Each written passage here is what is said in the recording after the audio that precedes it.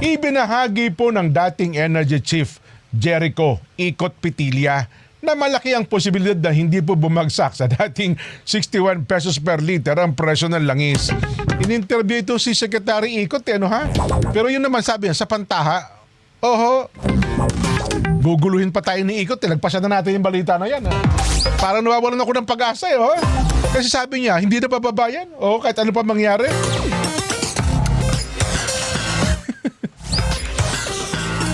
Kasi ang sabi niya, ito si Pitilla, ano po ito ano ngayon, gobernur diyan sa may parte ng Leyte. Pero dati rin po itong DOE secretary. Pero nung ito'y DOE secretary, numero 1 pikon nito